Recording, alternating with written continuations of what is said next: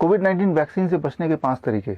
आजकल मेरे पास ढेर सारे फ़ोन कॉल्स आ रहे हैं, ईमेल्स आ रहे हैं फ्रंटलाइन वर्कर्स के, हॉस्पिटल के स्टाफ के फ़ोन आ रहे हैं, पुलिस पर्सनल्स के, सिक्योरिटी फोर्सेस के, या फिर डिस्पेंसरी में जो लोग काम करते हैं, इवन कॉर्पोरेट मैनेजर्स के। उन सब का एक ही सवाल है कि कोविड 19 वैक्सीन हमें नहीं लगाना, इससे कैसे बचें। तो आज इस वीडियो के माध्यम से मैं 5 तरीके बता रहा हूँ कि कैसे बचें। पहला तरीका समझने के लिए आप स्क्रीन पे दिए हुए लिंक में जाके रेफरेंस नंबर 1 पे जाएंगे। रेफरेंस नंबर 1 को क्लिक करते ही आप हेल्थ मिनिस्ट्री के साइट में पहुंच जाएंगे और हेल्थ मिनिस्ट्री के साइट में पॉइंट नंबर 3 को पढ़िए। आपको समझ आ जाएगा कि वैक्सीन लगाना एक वॉलंटरी एक्शन है, कोई आपको मजबूर नहीं कर सकता, कोई आपको फोर्स नहीं कर सकता। बस ये लिंक दिखा दीजिए और आप कोविड 19 वैक्सीन से छुटकारा पा सकते हैं। अगर मेरा तरीका नंबर 1 आपको पसंद ना आए तो चलते हैं तरीका नंबर 2 की तरफ। तरीका नंबर 2 को समझने के लिए आप रेफरेंस नंबर 2 को क्लिक कीजिए तो दोबारा से हेल्थ मिनिस्ट्री की ही एक और लिंक में पहुंच जाएंगे। इस लिंक में दिया हुआ है कि किन किन तरह के लोगों को वैक्सीन नहीं लगाना। उनमें से एक तरह के लोगों को बोल सकते हैं जिनको एलर्जिक रिएक्शन होता है या anaphylactic reaction. Anaphylactic reaction, allergic reaction same चीज़ है। एलर्जिक रिएक्शन होता है किसी न किसी फूड से, किसी न किसी दवाई से या किसी न किसी वैक्सीन से पास्ट में कभी रिएक्शन हुआ हो। फॉर एग्जाम्पल अगर मैं अपनी बात करूं तो मैंने देखा कि जब भी मैं बैगन खाता हूं तो मेरे होंठ सूज जाते हैं, तो मैं बोल सकता हूं कि I am very much allergic to baingan. या फिर मैंने देखा है आज से 15 साल पहले, 20 साल पहले जब मैं दूध पिया करता था कि जब भी मैं दूध पीता था तो मुझे दस्त लग जाते थे, तो मैं बोल सकता हूँ कि I am allergic to milk. या फिर आज से 20 साल पहले मैंने एक बार प्रॉन खाया था, तब तो मैं नॉनवेज खाता था, अभी मैं वीगन हूँ, तो मैंने देखा कि प्रॉन खाते ही मेरे पेट में जोर से दर्द होने लगा, फिर दोबारा खाया फिर दर्द होने लगा, तो मैं बोल सकता हूँ कि आई एम एलर्जिक या I am anaphylactic to prawn. मैं आपको बता दूं कि वर्चुअली दुनिया में ऐसा कोई भी नहीं होगा जिसको किसी न किसी दवाई से या किसी न किसी फूड से या इंजेक्शन से रिएक्शन नहीं होता हो। तो बस आप इस वाले क्लॉज का सहारा भी ले सकते हैं। तो आप बोलेंगे कि भाई पेट में दर्द होना या फिर चक्कर आना या फिर डिजीनेस फील करना या फिर हेडेक हो जाना या फिर दस्त लग जाना, कई सारे ऐसे सिम्टम्स हैं जो एलर्जिक रिएक्शन में आते हैं जिनका कोई डायग्नोसिस नहीं है। फॉर एग्जांपल आप कैसे ये प्रूव करेंगे कि आपको जब भी एक पर्टिकुलर फूड खाते हैं तो आपको पेट में दर्द हो जाता है। देखिए ऐसे रिएक्शंस के लिए कोई डायग्नोस्टिक बना ही नहीं है, कोई टेस्ट बना ही नहीं है, चाहे वो पेट दर्द हो, सिर दर्द हो, या आप बोलेंगे कि मुझे चक्कर आ रहे हैं, देयर इज़ नो डायग्नोस्टिक। जो आप बोलेंगे वही मानना पड़ेगा, वही फाइनल चीज़ होगी। आप समझ रहे हैं ना मेरी बात? तो मतलब ये कि आप ये प्ली भी ले सकते हैं दैट आई एम एनाफिलेक्टिक और allergic to certain kind of food और certain kind of medicine XYZ। अगर आपको तरीका नंबर 2 भी पसंद नहीं आ रहा तो चलते हैं तरीका नंबर 3 की तरफ। तरीका नंबर 3 को समझने के लिए दोबारा से आप रेफरेंस नंबर 2 को क्लिक करेंगे तो ऊपर ही लिखा है कि ये जो वैक्सीन लॉन्च किया गया है इट इज़ अंडर EUA। अब EUA क्या है, इसको समझने के लिए आप रेफरेंस नंबर 3 को क्लिक करेंगे। रेफरेंस नंबर 3 को क्लिक करेंगे तो आप पहुंच जाएंगे FDA के साइट पे, फूड एंड ड्रग एडमिनिस्ट्रेशन, और FDA के साइट में डेफिनेशन लिखा हुआ है EUA का मतलब emergency use authorization. Emergency use authorization का मतलब है एक अनअप्रूव्ड चीज को भी इस्तेमाल करने का अनुमति देना। तो EUA का मतलब ही ये रहा कि ये चीज अनअप्रूव्ड है, यानी कि इसको लगाने के बाद भविष्य में आपके साथ क्या होने वाला है अभी कुछ नहीं पता, फिर भी ये लगाया जा रहा है, ये पहले से ही लिखित में ही है। तो आप इसका भी प्ली ले सकते हैं, सपोर्ट ले सकते हैं। देखिए भाई अभी तो ये अनअप्रूव्ड है, मतलब EUA के अंडर है, तो मैं नहीं लगाऊंगा। तो ये तो हो गया तरीका नंबर 3। लेकिन तरीका नंबर 3 कि भाई EUA के अंडर है, ये अनअप्रूव्ड है और अनअप्रूव्ड चीज़ को लगा के मैं अपनी जान जोखिम में नहीं डालना चाहता, ये तरीका अगर आपको पसंद नहीं आ रहा तो चलते हैं तरीका नंबर 4 की तरफ। तरीका नंबर 4 के लिए मैं एग्जाम्पल लूँगा मेरे मित्र एडवोकेट मोहित खटाना का। मोहित खटाना ने RTI के तहत हेल्थ मिनिस्ट्री से एक सवाल पूछा। सवाल ये कि क्या बता सकते हैं कोविड 19 वैक्सीन के अंदर इंग्रेडिएंट क्या है। उनका एक शॉकिंग रिप्लाई आया ICMR का, Indian council of medical research का। वो रिप्लाई ये था, आप स्क्रीन पे देख रहे हैं, कि हमें नहीं पता कि कोविड 19 वैक्सीन के अंदर क्या है। आपको ये पता ही होगा कि ICMR ही रिस्पॉन्सिबल है पूरे देश में जो कोविड वैक्सीन के ट्रायल चल रहे थे उनको कोऑर्डिनेट करने के लिए, या कोविड की मैन्युफैक्चरिंग जो चल रही है उसको भी कोऑर्डिनेट करने के लिए, उसको रेगुलेट करने की जो बॉडी है वो ICMR ही है।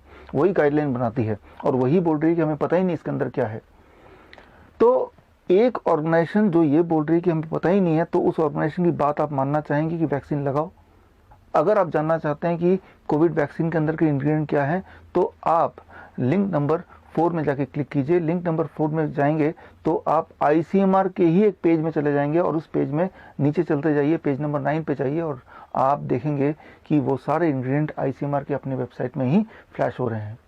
तो एक ऑर्गेनाइजेशन जो झूठ बोलती है और झूठ बोलने का जिसका इतिहास रहा हो, क्या उसकी बात को मान के आप वैक्सीन लगा के अपनी जान जोखिम में डालना चाहेंगे? ICMR का इतिहास मैं आपको बता दूं, एक एग्जाम्पल ही काफ़ी होगा। 2009 में आंध्र प्रदेश में, गुजरात में कुछ हजार ट्राइबल लड़कियों को झूठ बोल के एक ट्रायल में फंसाया गया, कैंसर वैक्सीन के ट्रायल में, यानी कि गिनी पिग बनाया गया। उनको बोला गया कि आपको एक इंजेक्शन लगाएंगे आपकी हेल्थ अच्छी करने के लिए, जबकि वो एक ट्रायल था, यानी कि उनको गिनी पिग बनाया गया।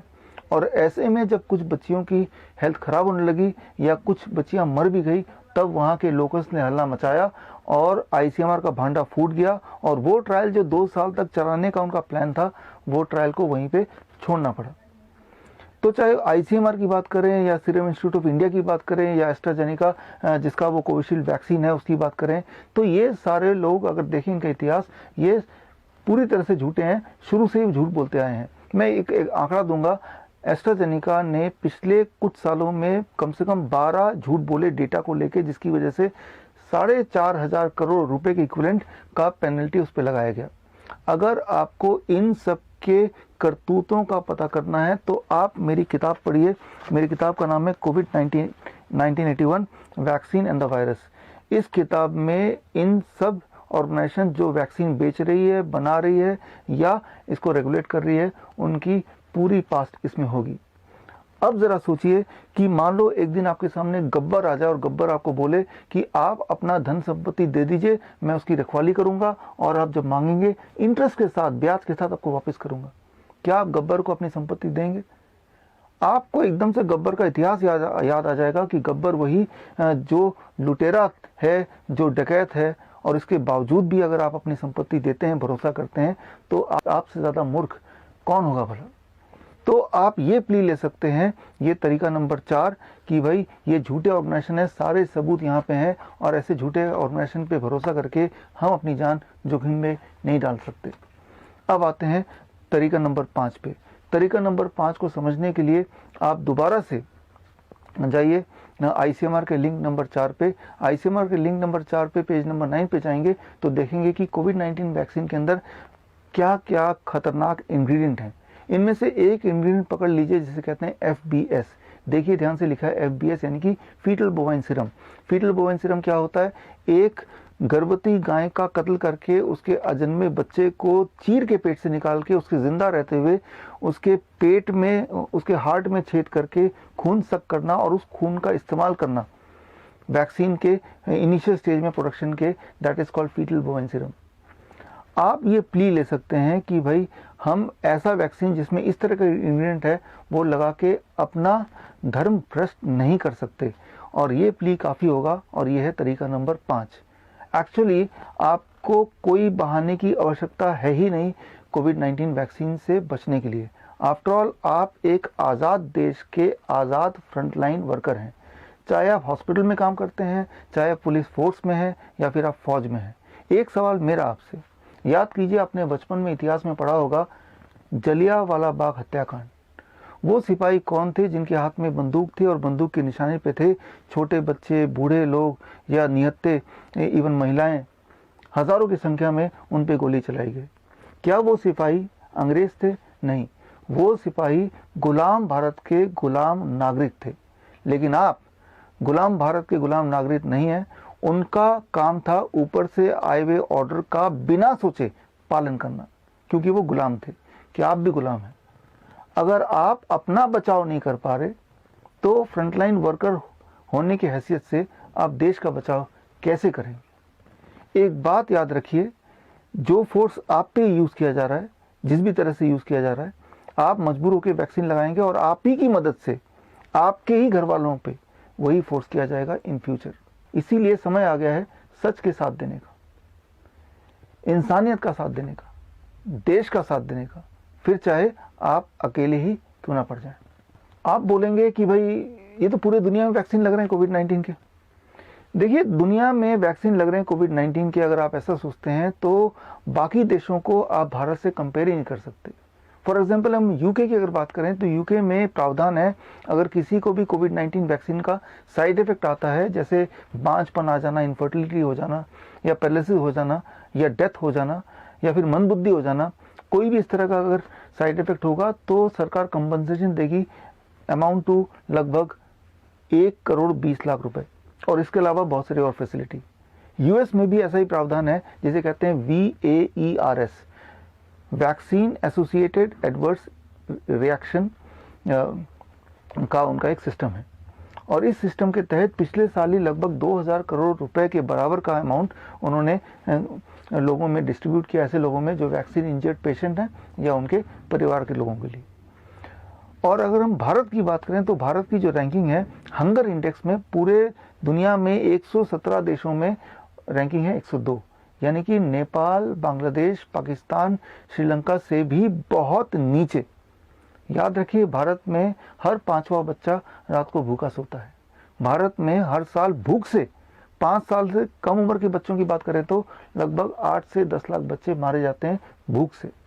भारत को कोई कोविड वैक्सीन की आवश्यकता नहीं है, भारत को ज़रूरत है हंगर वैक्सीन की, यानी कि खाने की। और खाना जो बनाता है, उगाता है वो किसान, उनकी हालत तो आप देख ही रहे हैं।